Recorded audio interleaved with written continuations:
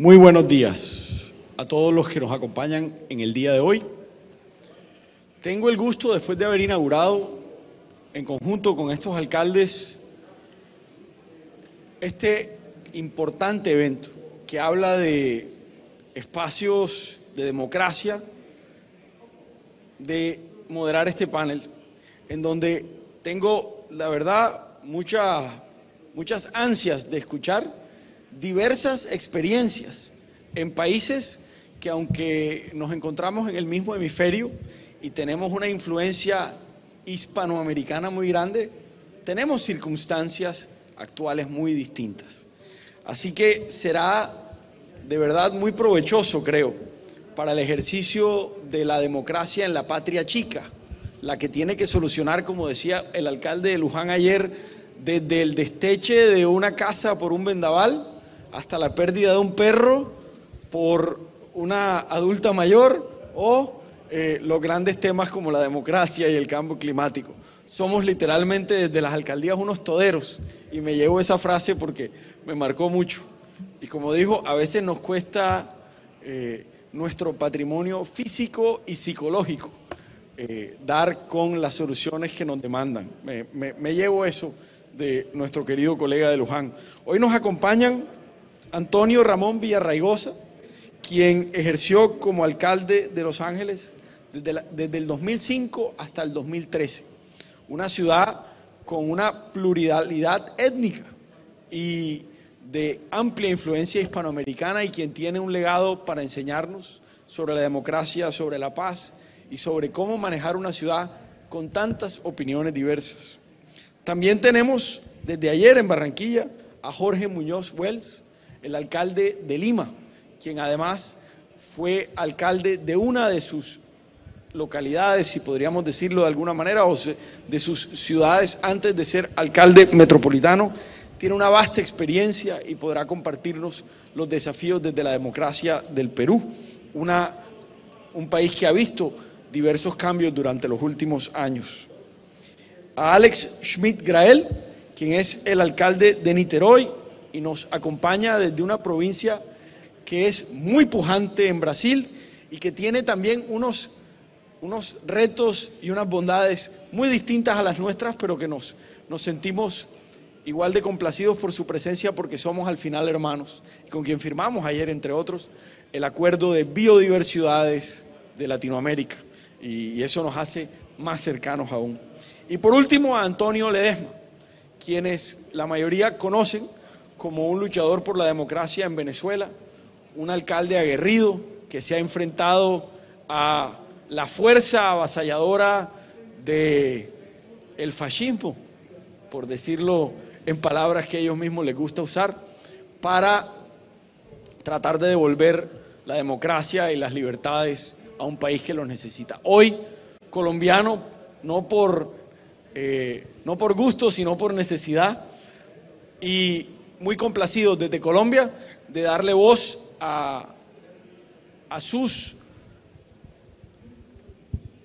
de darle voz a su voz, de darle voz a alguien que necesita contarnos lo que ha pasado en su país durante las últimas décadas y cómo tenemos que mirar hacia allá.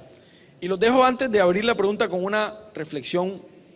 La canción de este año la escribieron varios cubanos, se llama Patria y Vida. La lideró gente de zona, quien nos acostumbró a la gozadera y a la timba cubana, pero esta vez hablaron de 60 años de falta de democracia y de un Estado que los doblegó y nunca los escuchó. Ese paso que da esa sociedad civil de Cuba debe también ser escuchada, y no debemos perder ese momento de entender el espacio que se nos está dando para que actuemos y para que resolvamos. Desde lo local, yo creo que los alcaldes tienen, como lo decíamos, un rol preponderante, y a veces desafiamos las cosas que vemos que están sucediendo y que no nos gustan en los países, pero además somos la primera voz y los que le damos o tranquilidad o alarma a nuestros ciudadanos. Así que desde lo local, desde su experiencia, yo quisiera saber de cada una de estas brillantes de estos brillantes líderes que nos contaran desde su perspectiva local en su país cómo fueron los retos y cómo son aquellos retos y cuáles son las cosas que podemos hacer desde lo local para preservar, promover la democracia y la calidad de vida de nuestras gentes. Y quisiera empezar y excusar de antemano a Jorge, quien quizás deberá desplazarse hacia el aeropuerto y por eso de pronto lo vemos salir intempestivamente. No es porque hayamos dicho algo que no le guste, sino porque tiene que salir y devolverse a comandar a la ciudad de Lima. Jorge, por favor, empecemos contigo. Bien, muchas gracias, Jaime. Es un placer, un gusto, un honor además estar aquí en Barranquilla, en tu ciudad, y además compartir esta mesa con tan distinguidas personalidades. A pesar de las diferencias, todos los alcaldes siempre tenemos temas en común. Y vamos a comenzar desde cómo nos llaman. Si nos vamos al extremo donde está el alcalde de Niterói, él es conocido como o prefeito de Niterói. Si seguimos, tenemos al mayor de Los Ángeles o al ex alcalde. Y acá estamos los alcaldes en español. Pero todos tenemos temas, más allá de las diferencias, en común. Y hablando de lo que es un congreso de derecho y poniendo el tema de los retos que tenemos para preservar la democracia, yo quería de alguna manera referirme a lo que hicimos ayer. Ayer estuvimos hablando del cuidado de la biodiversidad. La democracia es muy parecido al medio ambiente, es un ecosistema que hoy es un ecosistema frágil, es un ecosistema que tenemos que cuidar nosotros todos. Y el cuidado que se da desde lo local es muy importante, porque es el espacio más cercano a la gente. Nosotros en el Perú tenemos 3 niveles de gobierno, que es similar a lo que tenemos todos los que estamos acá sentados, con algunas variantes, y es el gobierno local, lo más cercano a la gente, el gobierno regional y el gobierno nacional. Pero todos tenemos que cuidar la democracia, que vuelvo a repetir, es un ecosistema frágil y que se puede apreciar cómo hay manifestaciones que han atacado más profundamente la democracia en algunos otros lados, pero también en nuestro país. Cuando pienso en esto, digo, hay un trabajo de cercanía que tiene que darse con la gente. Pero tenemos que ser muy cuidadosos porque cuando vemos que la democracia se asienta en el Estado de Derecho, ese Estado de Derecho nos tiene que asegurar reglas universales para todos. Y esas reglas universales para todos son los derechos que nos corresponden a todos los ciudadanos. Pero cuando digo a todos, resalto todos, no puede ser para algunos pocos, porque si no, no estamos hablando de derecho, sino estamos hablando de privilegios. Y no pueden haber privilegios en las sociedades en desmedro de otros. Y acá comienzo a hablar de los retos. Por ejemplo, ayer hablábamos que tenemos algunas megatendencias en estos momentos que estamos viviendo todos. Y una de estas megatendencias es el rápido crecimiento de la urbanización, es decir, la concentración de personas en las ciudades. Otra megatendencia de la que hablábamos ayer es el cambio climático. Hay otras megatendencias como por ejemplo la tecnología que va avanzando muy rápido, que puede ser una herramienta. Y encima tenemos otro reto que es, estamos en medio de una pandemia. Pero quiero concentrarme, por ejemplo, para hablar de los derechos, en esta primera megatendencia que he mencionado, el rápido urbanismo o crecimiento de las ciudades. En el Perú, en Lima, la ciudad que me toca a mí dirigir, comandar, administrar, tenemos que hay una migración muy fuerte del campo a la ciudad. Pero adicionalmente, y esto se da muchas veces por la ausencia de Estado y ese centralismo que hace que las personas terminen migrando, adicionalmente también tenemos una migración producto del cambio climático, de temores que hay en determinados lugares y encontrar o creer que en la capital, en la ciudad, hay más seguridades. Pero adicionalmente tenemos otra migración de naturaleza política. Aquí está mi colega y mi querido amigo Antonio Ledesma, que es alcalde de Caracas y que sabe exactamente lo que estoy diciendo. Hoy en día, producto de esta amenaza a la democracia y este atropello a la democracia en el hermano país de Venezuela, ha habido una migración muy grande al Perú. Han entrado más de 1.200.000 personas formalmente a mi país, de los cuales 800.000 se han quedado en Lima. Y entonces tenemos 800.000 personas a las que tenemos que entregarles la posibilidad de poder gozar de los derechos que corresponden a todos los ciudadanos. Por eso decía que los derechos tienen que ser, para que sean verdaderos derechos, de todos y llegarle a todos los ciudadanos. En el caso de los hermanos venezolanos que han entrado, que han llegado al Perú, por ejemplo, no tienen acceso a la salud, no tienen acceso a la educación, no tienen acceso a una vivienda digna, no tienen acceso al sistema en sí mismo. Entonces ahí tenemos un gran reto y es un reto adicional al reto cotidiano que tenemos por las otras cosas que he mencionado, son megatendencias que nos tocan vivir o situaciones que se nos plantean, como por ejemplo, ninguno de los alcaldes que estamos en esta mesa pensamos algún día que íbamos a tener una pandemia como la que estamos viviendo y que todavía no hemos salido y que nos lleva a repensar la ciudad, a repensar nuestras tareas, a repensar lo que estamos haciendo, a buscar cómo llegamos a donde las personas, sobre todo los más vulnerables, los más necesitados, para entregarles estos derechos que además son amenazados por grupos totalitarios o por personas que tienen una visión que lo que busca es destruir ese Estado de Derecho para afectar la democracia. Entonces eso es muy importante. Quiero que todos reflexionemos sobre esto porque muchas veces las personas dicen, ¿qué tienen que hacer los alcaldes con el Estado de Derecho? Muchísimo, porque tenemos que ser los primeros en vivirlo, en respetarlo y en promoverlo. Eso es fundamental para que todas las otras cosas, todas las otras condiciones que se dan de una vivencia digna en nuestras ciudades se pueda dar.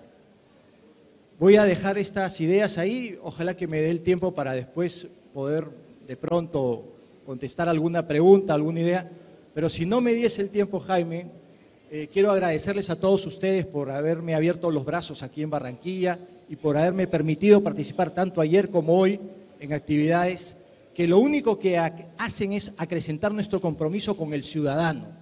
Yo tengo como meta siempre, desde el primer día que asumí la responsabilidad en la alcaldía, de atender al ciudadano y tener como eje central al ciudadano, porque creo que esa es la receta para poder aplicar todas las otras cosas que digamos, nacen de un Estado de Derecho. Termino solamente diciendo que para ejercer realmente una actividad siempre cercana o dentro del marco del derecho, debemos actuar con transparencia. La transparencia es el mejor antídoto contra la corrupción y eso tiene que ser un compromiso de las autoridades, no solamente de los alcaldes, sino de todas las autoridades.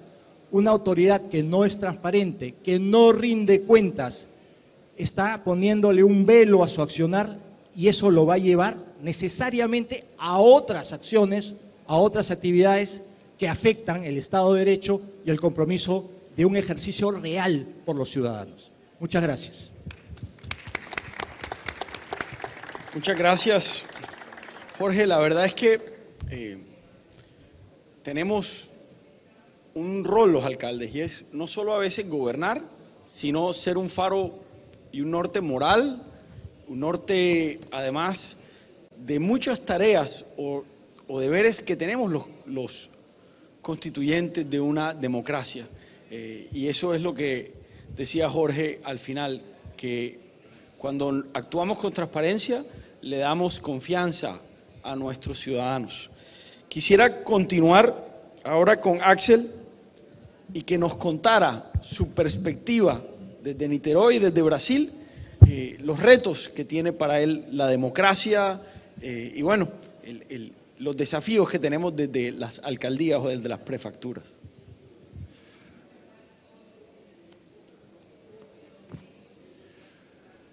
Bueno, muchas gracias, alcalde Pumarejo. Well, I'm sorry about that, but I was asked to speak in English because I think my Portuñol is very poor. So I'll do it in English.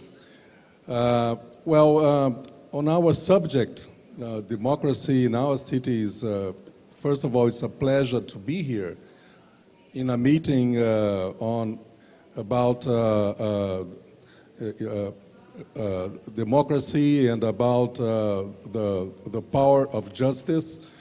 And I'm also the vice president of the Brazilian Mayors Association, so I can also talk about the experience of my colleagues. The main challenges of mayors in Brazil right now is, first of all, the big controversy that we have in our country. There's a big conflict, political conflict on the country concerning the many positions of our president. So we're 1 year ahead of presidential elections, and so there's a lot of political concern right now and a lot of discussion about how to change courses and how to go back to some of the concerns that we had before. Also, there's a discussion in Congress right now about the fiscal policy in Brazil.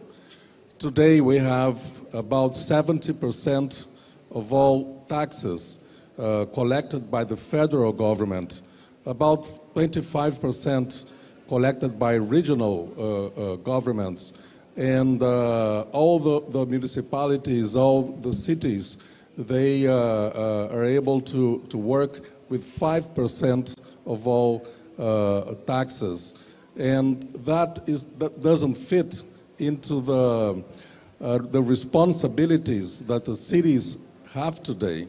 So this is a main concern. Next week there will be a mayor's march to Brasilia, our federal capital, to discuss that. Another concern is about transport. Our transport model in the country has been going through a difficult crisis for a long time, and it was worsened during the pandemics. So many cities, like my neighbor city of Rio de Janeiro, is facing many of the transport companies breaking and shutting down. So and that's giving us a lot of problems on the transport system. So this is one of our main discussions too. Well, I would like to speak a little bit about transparency and participation in government. This is, I think, is a very crucial point concerning democracy. And I think all of our countries and all our cities are probably facing the same transition, which is a difference of the kind of citizenship organization that we had before with the community organizations, the environmental organizations, sectorial organizations. One of the things that we are seeing now in Brazil is that those organizations very often are losing a lot of support and losing a lot of participation. And one of the main reasons is this. Now, people are using more and more the social media, and that changes a lot the way that people demand to the government, because any citizen can easily communicate straight to the mayor, and so there's not a need anymore to have a local organization or even city councilors are concerned about that, because this is also a change. So how to adapt and how to make the expectancy of the citizenship that is able to communicate very fast to the mayor, but our response is very often much slower, because we have all the regulations, we have all the bidding process, we have all the formalities that we have to follow to give the information and the services back to the people. And just to finish, I would like to say that I was in Glasgow in the COP26, and as I said in our meeting yesterday, there was an interesting point that there was a group of 8 mayors from all parts of the world that met with Secretary General of the United Nations, Mr. Antonio Guterres, and we were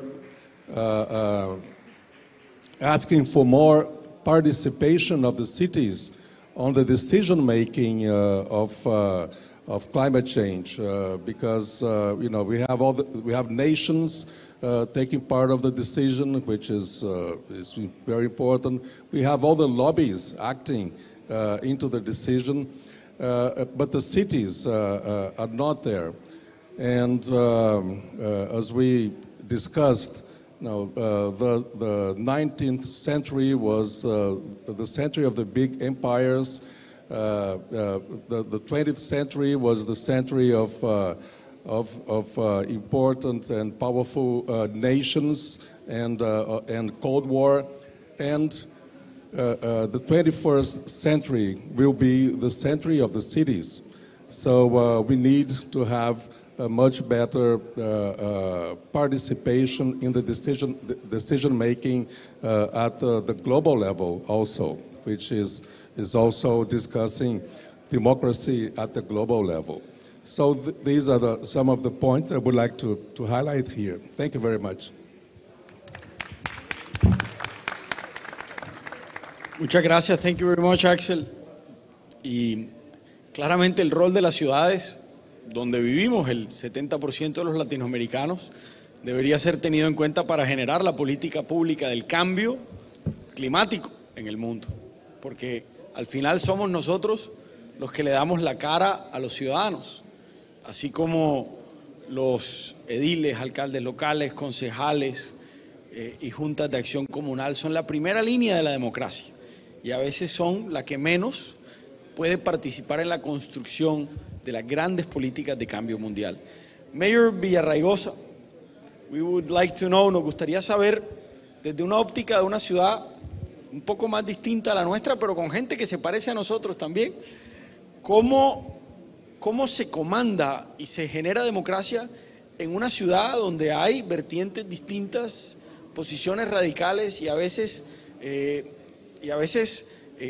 digamos, desavenencias sociales, protestas inclusive aireadas por heridas sociales que no se han sanado? ¿Y cómo comandaste eso durante tanto tiempo y esa democracia? ¿Cómo pueden hacer que siga floreciendo? Pues primero quiero dar las gracias por dejarnos venir aquí a tu ciudad. puedo ver muy rápidamente que tú eres un hombre del pueblo, ¿ah? Y eso me da mucho gusto. Mira, yo soy un americano de herencia mexicana, 3 generaciones. Mis abuelitos vinieron a los Estados Unidos hace 120 años. No hablo perfectamente el español, como puedes fijar, pero siempre trato. Hay 65 millones de latinos viviendo en los Estados Unidos. 60% son de origen mexicana, 40% del Caribe, de América Central, del sur de América. Entonces, hay una población más grande de muchos de los países de Latinoamérica. El PIB de esa comunidad latina es más grande de México. Para entender que el latino tiene una presencia muy fuerte. Algunos vinieron a los Estados Unidos por hambre, otros refugiados de la política, de países donde no hay un Estado de Derecho bien. Nosotros lo que tenemos en común es muchas cosas. Alcaldes. Como dijo uno de los alcaldes ahorita, un alcalde, aunque un alcalde de Los Ángeles, yo soy el único mexicano elegido como alcalde desde 1873. Entonces, cuando hablamos de la ciudad de Los Ángeles, yo también fui presidente de todos los alcaldes estadounidenses, fui presidente del Congreso de California en las 90s, y lo que digo, no hay diferencia en lo que es el trabajo de un alcalde. Te tocan la puerta, hasta mi puerta como alcalde, cuando hay un bache enfrente de su casa. Un bachito chiquito. ¿Dónde estás? Dijiste que ibas a reparar el bache. Al mismo tiempo, como alcalde de una ciudad que, si era un país, tiene un PIB, es el 17 en el mundo, la tercera después de Tokio, Nueva York, Los Ángeles. Y estábamos, como dijeron, tenemos que hacer cosas pequeñas, cortar los árboles, asegurar que el agua está funcionando, la electricidad está prendido, y al mismo tiempo enfrentar, por ejemplo, cosas como los cambios climáticos. Yo fui vicepresidente de C40, que era uno de los 40 ciudades combatiendo los cambios climáticos.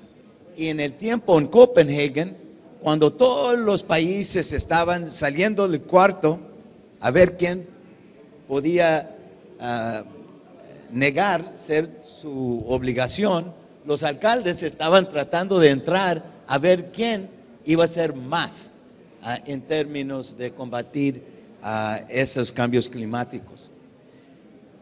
Cuando hablamos de Estado de Derecho, tienes que entender algo en los Estados Unidos. Uno, es un gran país.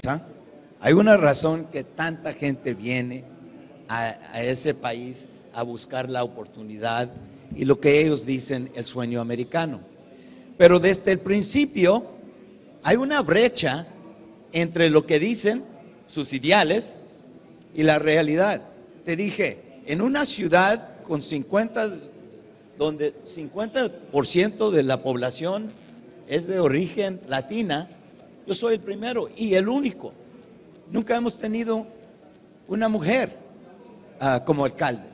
La verdad es, yo empecé de 15 años en el movimiento de derechos civiles, luchando para abrir el país, para asegurar que un latino, una mujer, un moreno podía llegar al mismo éxito que la gente que venían de Europa. Entonces, llegué a la alcaldía después de 35, casi 40 años luchando para derechos civiles. Yo creo que un alcalde como representante de su pueblo, tiene que tomar ese papel como alguien que va a decir el Estado de Derecho, la igualdad y la justicia es algo muy importante. Para mí me encanta que hay tantos jóvenes aquí, porque cuando hablamos del Estado de Derecho, algunos de nosotros ya estamos en inglés, the fourth quarter, la 4 etapa de la vida. Ustedes en la segunda. Entonces es muy importante que entendemos que esta cuestión del Estado de Derecho es muy importante. Mucha gente ve a los Estados Unidos y dice, eso es la democracia más fuerte. Y sí, ha sido. Pero en los últimos 4 años vimos que había un presidente atacando la libertad de expresión, que es algo básico en lo que es la democracia, atacando las separaciones de poderes, el Congreso diciendo, yo no voy a comportarme de nada en lo que ustedes deciden, tratando de usar el Departamento de Justicia como su despacho de abogados, tratando de derrotar todas las instituciones que son pilares de la democracia. Entonces, aquí en Latinoamérica hemos visto, no hemos tenido muchas democracias muy fuertes, pero en todo el mundo vemos que en estos momentos hay un asalto a la democracia. Hay gente de la izquierda, y yo vengo de la izquierda históricamente, pero también y la derecha, el autoritarismo no tiene ideología. Se creen, leí un libro de México el otro día que se dice el país de un solo hombre. Muchos de ellos, especialmente cuando tienen un poco populistas, tienen un poquito de popularidad. Yo también tenía de 84% de popularidad por un tiempo de 2 años. Después, cuando salí más de 58, digo, la mitad de la gente me quería y la mitad no. ¿Por qué? Porque tienes que hacer cosas difíciles, tienes que hacer algunas cosas no populares. Pero el populismo que vemos aquí en Latinoamérica, que hemos visto en los Estados Unidos y en Europa, dice que todas las decisiones son fáciles, que yo soy tu salvador. No, ustedes, el pueblo es el salvador, es el que tiene que proteger la democracia. Por eso cuando te digo, me da felicidad que hay tantos jóvenes aquí, importantísimo. A mí no me importa tu ideología, a menos si entiendes que la democracia liberal no es perfecto, pero es el sistema mejor que hemos visto hasta este momento. En tu generación posiblemente encontramos otra, pero para ahorita tenemos que defender esa democracia. Los valores como la libertad de expresión, como la libertad de asociación, como cosas que protege la habilidad de cuestionar al poder. Cuando los 5, lo que tenemos en común, usted puede venir y criticarme en una democracia, hasta gritar, y todos lo que tenemos en común es que nos han gritado varias veces, ¿no? Tienes la habilidad en una democracia de decir, no, yo no lo quiero hacer, queremos un voto. Eso es lo que estamos defendiendo. Entonces, para mí es un honor estar aquí en este World Jurist Congreso, porque la verdad es, más que nunca, es importantísimo que decimos como pueblos mundialmente que queremos el derecho de tener un gobierno que verdaderamente nos representa, que es un derecho, es una democracia que nos protege lo que es una sociedad justa.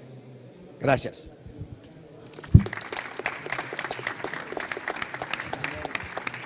Muy bien, alcalde. Creo que dominas mucho más el español de lo que quieres decir. Y de verdad, creo que tus palabras las compartimos. Porque además, antes de pasarle el micrófono a Antonio, que creo que tiene una plétora de cosas que decirnos de cómo defender la democracia en tiempos turbulentos, porque lo vivió a primera mano, ha sufrido de ello.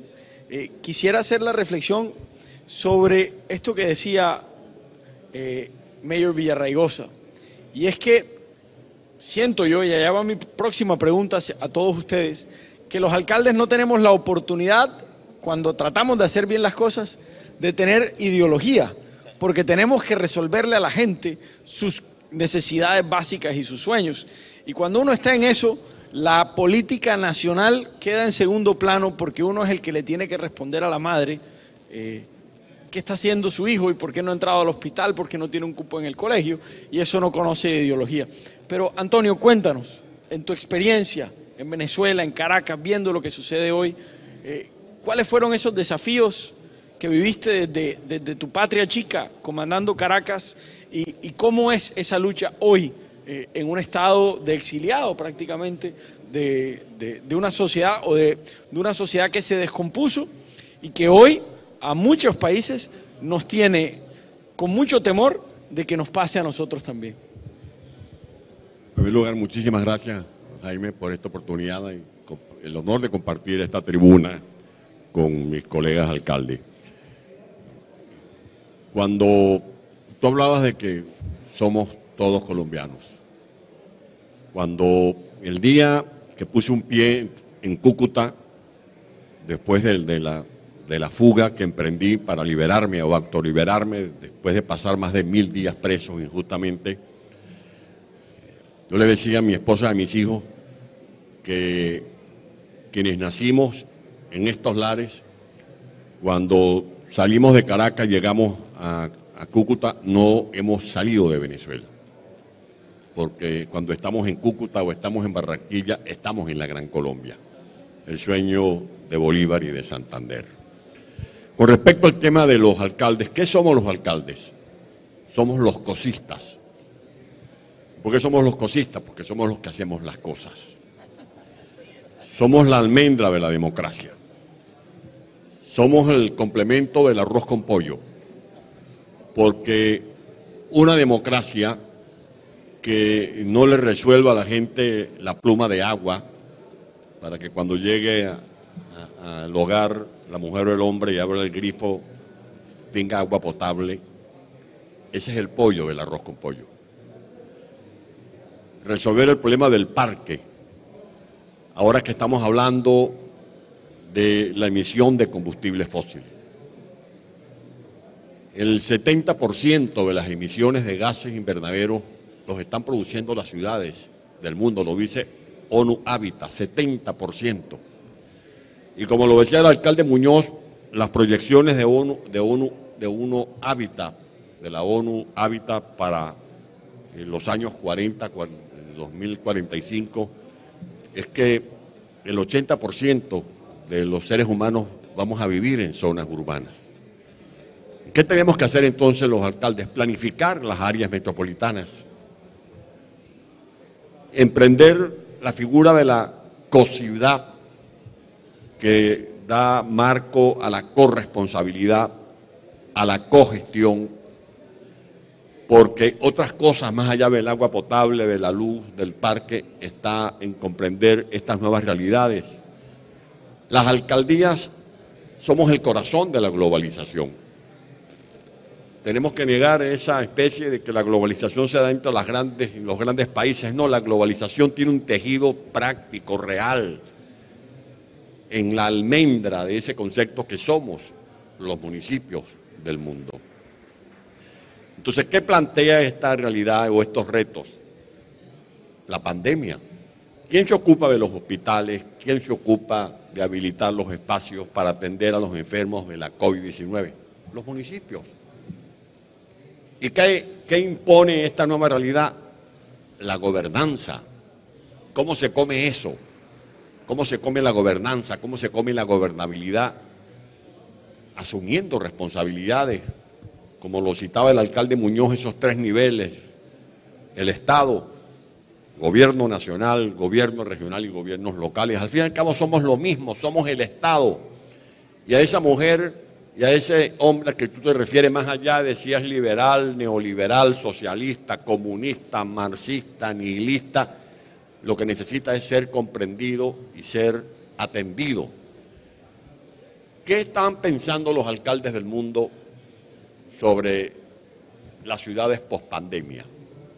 ¿Cómo vamos nosotros a intrometernos en este mundo digitalizado, donde ya en la escuela no puedes limitarte a ofrecerle al niño del municipio el pizarrón y la tiza, sino que tienes que pensar en el pizarrón electrónico, en la computadora, no para los juegos, sino para que ese niño se vaya formando y esté en capacidad de hacer proyectos online?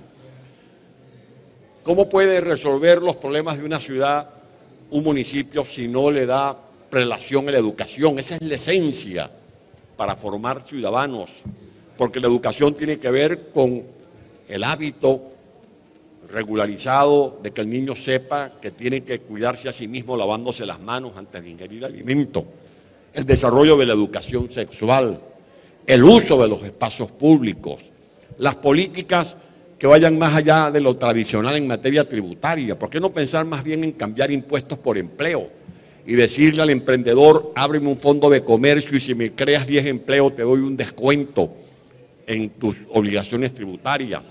¿Por qué no pensar en que cobrando menos podemos recaudar más si disminuimos las tasas, que a veces son un azote para los contribuyentes? En vez de ser que ese contribuyente se vea obligado a cerrar el fondo de comercio, lo mantiene abierto. O sea, estoy hablando de las cosas que podemos hacer desde un municipio, en lo ambiental, en lo ecológico, en lo cibernético, en las urgencias, porque a todos nos sorprendió esta pandemia, pero estamos obligados ahora a ponderar que vendrán otras amenazas y para enfrentar esas amenazas los alcaldes tienen una gran responsabilidad. Pero bueno, esto suena muy maravilloso, pero para una ciudad que está a la deriva como Caracas, son quimeras. Venezuela es un país reducido a un deslave humano. Mi país está desperdigado por todo el mundo.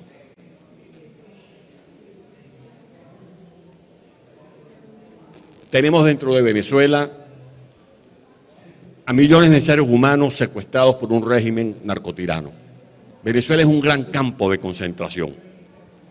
Más de 1 millón de kilómetros cuadrados en manos de grupos delincuenciales. Cuando no es la FARC, es el ELN.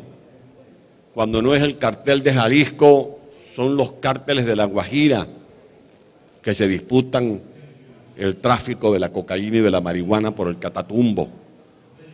O son todos estos grupos irregulares, disidentes de organizaciones narcorrevolucionarias que quieren controlar el piedemonte llanero y mantienen en zozobra a las comunidades que sobreviven entre el Arauca y el Apure, como es el caso de Gentil Duarte. Y cuando no es el narcotráfico, es el terrorismo, que tiene un enclave en el arco minero de donde está sacando oro ensangrentado para financiar sus andanzas por el mundo. Esa es la realidad de Venezuela y por eso en Lima, como lo decía el alcalde, es la ciudad del mundo que tiene más venezolanos después de Caracas. Tiene 800.000 ciudadanos venezolanos. Esa es la otra república, la que está afuera. Más de 6 millones de venezolanos, el 22% de la población de venezolanos que andan por allí con sus huesos y sus carnes, pero con el corazón palpitando, que lo dejaron allá en esta tierra que queremos recuperar. ¿Y qué puedo yo decirte, Jaime? Y decirle a las amigas y amigos que me escuchan: cuiden la democracia, cuídenla como sus propias vidas, cuídenla como la madre abnegada cuida a su criatura. porque nadie sabe lo que tiene hasta que lo pierde. Cuando yo recuperé mi libertad al momento de fugarme, que me sentí otra vez respirando libertad, recordaba al Quijote cuando le decía a Sancho: no hay tesoros más grandes que puedan encerrar ni la tierra ni los océanos más grandes que la libertad. Venezuela necesita de la solidaridad, de la comprensión de ustedes que han recibido a miles de venezolanos, y ustedes que aquí en Colombia también le han abierto el corazón a los venezolanos, lo mismo en Brasil, en los Estados Unidos.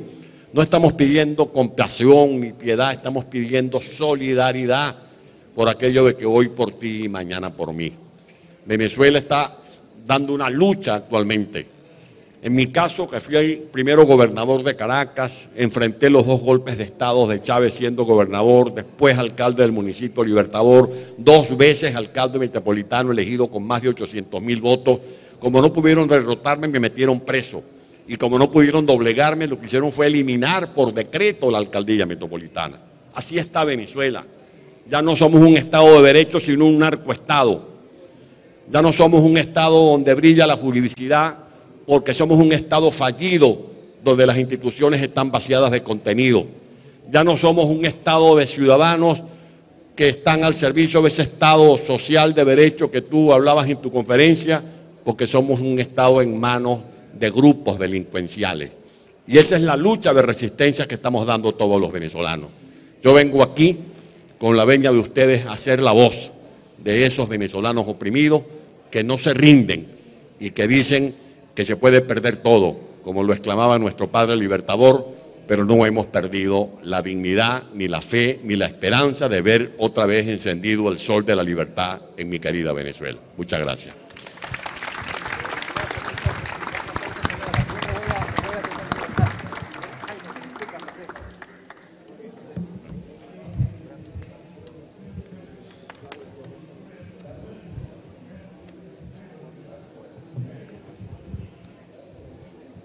Bueno, y despedimos, por favor, con un aplauso al alcalde de Lima, quien, entre otras, nos ha invitado a conocer la experiencia de los Juegos Panamericanos para ver cómo Barranquilla lo puede hacer mejor y aprender de nuestra hermana ciudad de Lima. Son palabras muy emotivas las que dice Antonio. La verdad, me llegan al corazón, porque es hoy también la remembranza de que hace 200 años se construyó la primera constitución en Angostura y se hizo pensando en que éramos una sola patria. Y hoy las circunstancias son muy distintas. Nos llevan a pensar que la fragilidad de la idea de la democracia tiende a veces a derrumbar cosas que dábamos por sentadas, que dábamos tan fuertes como las piedras sobre las que se construyen las casas en las que vivimos, pero son fácilmente perdidas. Y Mayor Villarraigosa nos contaba cómo en lo que llamábamos la fundación de la libertad y la democracia se vio amenazada esa democracia por varios años. Recuerdo las palabras de quien fue el director de El Heraldo, el diario más importante de la ciudad, llamado Marco Schwartz, quien decía que en la política no hay que desplazar a las ideologías liberales, conservadoras o radicales, hay que desplazar a los antidemócratas, simplemente, y desplazarlos y alienarlos de las conversaciones, individualizarlos y señalarlos como enemigos del pueblo. Y eso yo creo que es algo que está en nuestro deber, porque las personas que creen que están más allá de la ley son las más peligrosas para la construcción de una sociedad que a largo plazo saque provecho. Inclusive hemos visto dictaduras que han traído beneficio a sus países, beneficios económicos y calidad de vida, pero a la larga añejan muy mal y terminan secuestrando a sus pueblos y nunca haciendo una transición de poder de manera eficaz, pacífica y como las queremos ver. Yo quisiera preguntarles, para finalizar este panel, a estas 3 grandes mentes, que nos dijeran cómo sueñan el futuro y qué pueden hacer los ciudadanos del mundo para promover la democracia en un tiempo tan turbulento y cómo desde nuestros países podemos trabajar para unirnos en un sueño que trasciende barreras geográficas y que de pronto desde las ciudades podamos dar ese salto a convertirnos en voceros de lo bueno en un tiempo tan convulsionado y radical. Y cualquier otra cosa que quieran agregar en este momento. Y quisiera empezar, Axel, por ti. Y bueno, si quisieras alguna precisión en inglés también.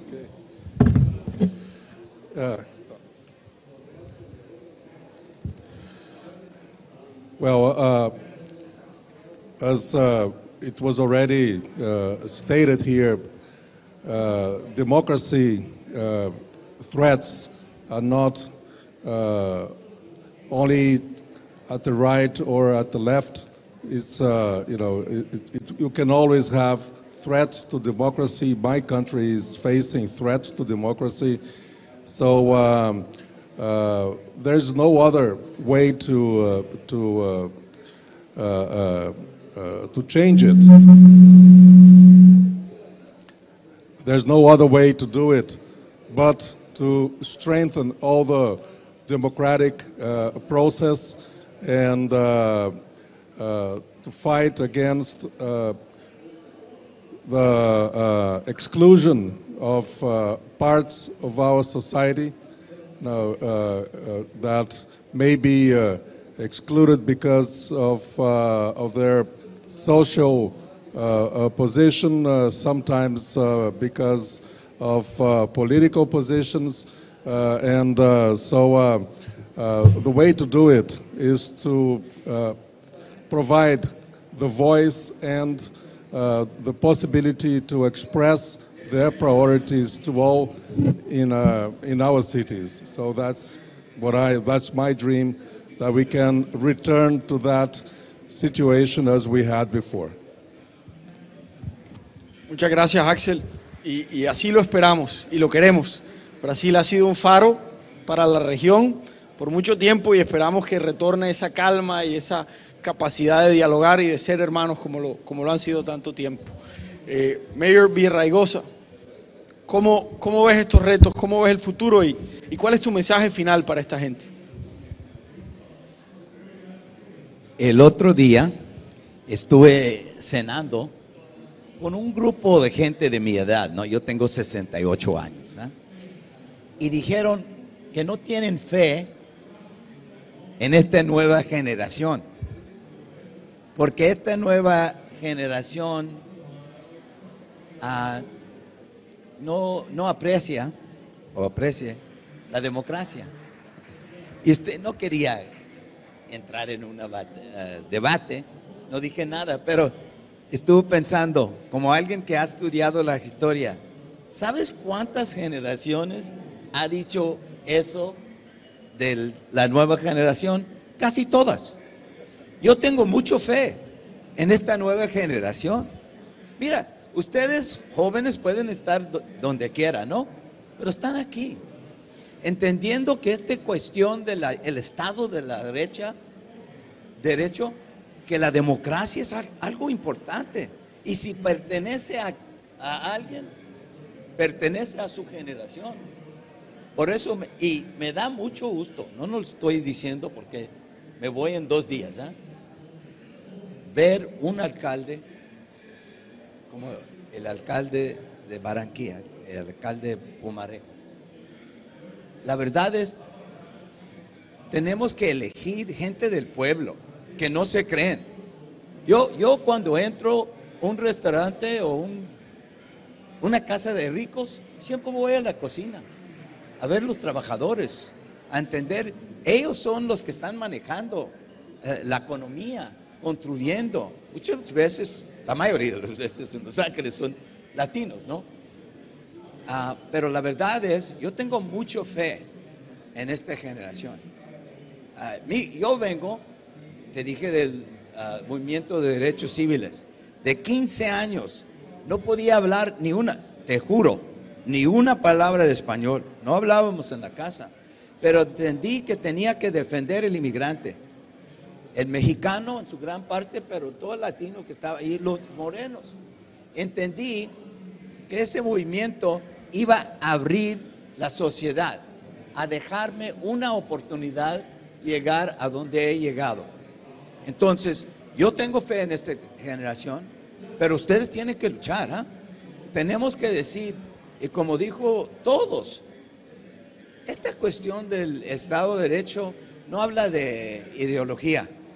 He visto dictadores de la izquierda y la derecha. La verdad es que necesitamos el votar. En los Estados Unidos, el grupo que vota menos que cualquier otro grupo es el latino, ¿eh? Y siempre les digo, mira, si no votes, nadie te va a escuchar.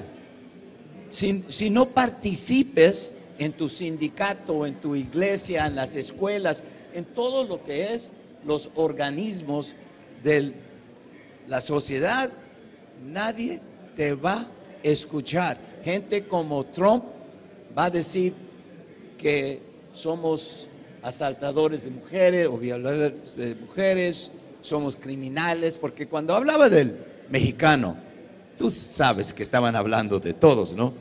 Y a mí, claro, aquí. Entonces, yo creo que es importante que participemos en la votación, en todos los organismos, en esta organización que está defendiendo los derechos y el Estado de Derecho, en todo lo que es los organismos de la sociedad y forman parte cívico de la democracia. Muchas gracias, Mayor Villarraigosa. Y claramente es un honor tener la perspectiva de alguien que comandó una ciudad tan grande, tan significativa, pero además tan diversa, y desde la diversidad y desde los derechos humanos, entendiendo que la democracia es eso, darle la oportunidad a todos a que tengan la misma calidad de vida, los mismos sueños y que nadie los detenga en esa búsqueda. Así que esa es la esencia de la democracia y un reconocimiento de parte nuestra por esa labor que hiciste, por abrir caminos para los latinos en una ciudad tan importante y entre otras de hacer el esfuerzo de representarnos. Nos sentimos bien representados. Y Antonio, desde tu perspectiva, ¿cómo ves el futuro? ¿Qué podemos hacer desde afuera de Venezuela para dar esta pelea por la democracia? ¿Cómo podemos ayudarlos más? Y por último, ¿qué podemos aprender de lo que quizás se hizo mal en Venezuela? De lo que nos llevó hasta este punto. ¿Qué podría haber cambiado? Ya mirándolo desde hoy, que quizás hubiera ayudado a que las instituciones no se dejaran cooptar por eso que tú llamas ese narcoestado que lo gobierna hoy. Bueno, a veces los miedos, los temores son útiles. Yo miro el futuro de la humanidad con preocupación, pero eso no me paraliza, me activa, porque tengo miedo de que mis nietos, mis bisnietos puedan ser habitantes de un planeta donde las guerras sean ya no por el petróleo, sino por el agua. Tengo miedo de que las nuevas generaciones no sobrevivan a estos cambios climáticos. Creo que la responsabilidad de los gobernantes y de los ciudadanos es pensar en ese planeta con tantas amenazas. Se habla mucho de las energías alternas, pero no termina de concretarse. Y la verdad que muchos de esos acuerdos, como el de Kioto, el de Estocolmo de 1972, el más reciente de París, terminan siendo letra muerta. Yo creo que es una obligación de nosotros como líderes y de los comunicadores sociales y de los ciudadanos presionar, porque no es cosa banal lo que está ocurriendo y lo que representan esas amenazas. Los deslaves, donde antes había río, ahora hay caminos resecos, donde antes habían témpanos, ahora hay convulsiones, se alborotan los volcanes, se desbordan los ríos, se contaminan los lagos, lo que está pasando en el Magdalena, lo que está pasando en el Orinoco, lo que está pasando en el Arauca. Yo creo que esa es una primera preocupación. Y los municipios, por ejemplo, deberían alentar la puesta en circulación de los carros de electricidad. ¿Cómo? Estimulando, dándole un mordisco al bolsillo, porque anoche veía con un taxista y mi esposa le preguntaba, ¿y por qué usted redujo aquí la velocidad? No es que si me paso de 60 kilómetros por hora me está llegando la fotografía pasado mañana, porque el alcalde no perdona a nadie aquí que comete excesos de velocidad. Ese es un tema importante. Además del aire y del agua, de esos recursos naturales renovables que necesitamos vivir en libertad. Esto no es un pleito entre derecha y izquierda, mi querido alcalde. Esta es una lucha entre libertad y oscurantismo. A mí me parece absurdo que haya gente que todavía sea solidaria con esa cosa que tenemos allá en Venezuela, porque hablan de la izquierda. Eso es un lastre, es como cargar un bacalao. Debe darle vergüenza a alguien que se hace llamar izquierdista defender un régimen cuyo cabecilla está buscado por la DEA y hay una recompensa de 15 millones de dólares por narcotráfico, que tiene a sus hijos presos en una cárcel de Estados Unidos por narcotráfico. Uno ve en las requisitorias de la DEA o de la Interpol que se busca el traficante alias el Barbudo de Sinaloa. Se ofrecen por cara cortada 5 millones de dólares. Se ofrece en Honduras por el jefe Cabececochino, así son los apodos, ¿no? Lo de Venezuela es más grave, porque es que lo que se busca es el presidente de la República, el vicepresidente, los ministros. Si la DEA va a Venezuela, se lleva al gabinete casi completo, porque todos están relacionados con la droga. Así que esto no es un problema de libertad de izquierda o de derecha, es un problema de libertad, de democracia. Y yo aspiro para el futuro que tengamos más libertad, más democracia, más justicia y menos violencia. Los conflictos de Los Ángeles, los problemas con las favelas allá en Brasil, la guerra sostenida y prolongada que ha azotado al pueblo de Colombia, que se inspiraba antes en debates ideológicos y ahora es por rutas del narcotráfico. Eso es sumamente lamentable. Y eso arrastra a las convulsiones que se ven en el mundo de la violencia de género. Y por eso, además de una lucha del bien contra el mal, allí juega un papel importante la familia y la educación. Yo fui un niño pobre, pero fui un niño feliz. ¿Por qué? Porque tuve primero educación. Desde que tenía uso de razón tenía mi kinder. Y en mi kinder me daban la merienda. Y en mi kinder me daban el almuerzo y me vacunaban.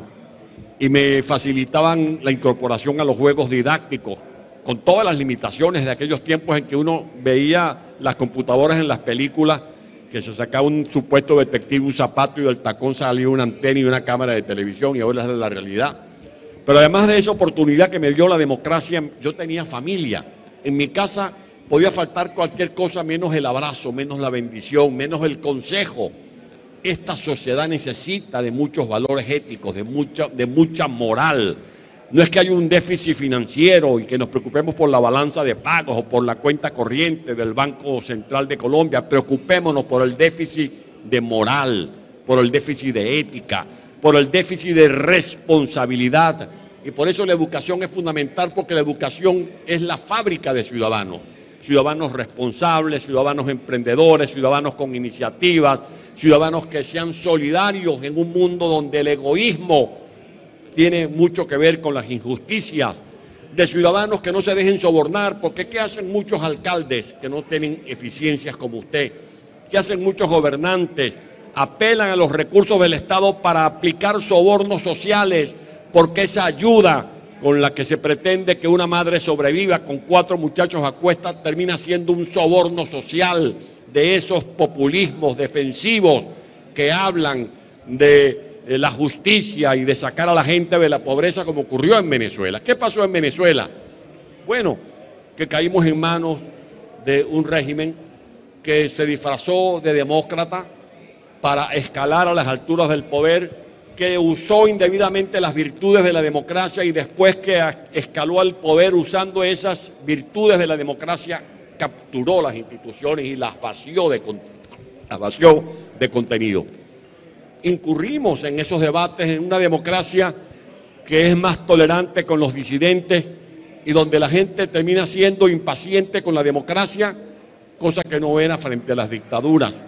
Y los jóvenes que no vivían en la democracia y que no supieron, como nuestros padres o nuestros abuelos, los rigores que traían consigo los regímenes autoritarios, eran más exigentes con la democracia y le exigían mejores resultados, porque la beca de ayer ya era insuficiente hoy, o el parque de ayer ya no estaba complaciendo sus aspiraciones como ser humano.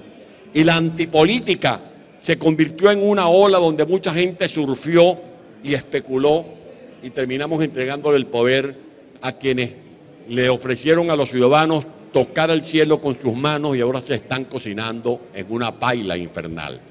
Yo lo que no quiero es que los colombianos sufran lo que nosotros hemos sufrido. Si en algo debe servir el martirio del suplicio que hemos escarmentado a los venezolanos, es para que sea un espejo en el que se miren los colombianos, los ecuatorianos, los chilenos, porque en democracia hay alternancia y la regla de oro de la democracia es que el pueblo en definitiva decida con su voto, pero el problema es que aquí hay autoritarios que se encapuchan, que se disfrazan y juegan con las necesidades del pueblo. Ya no estamos hablando de la guerrilla tradicional que se daba aquí en la selva colombiana, sino de la guerrilla urbana. Estamos hablando del Foro de Sao Paulo. Estamos hablando de una guerra de cuarta generación que además se vale de las redes sociales y de los medios de comunicación. Por lo tanto, yo lo que le digo a los colombianos es que ahí cerquita, aquí al ladito, tienen una tragedia. Compren más democracia y mejoren la democracia con más democracia. No importen este tipo de regímenes que van a terminar siendo una gran desgracia para los colombianos.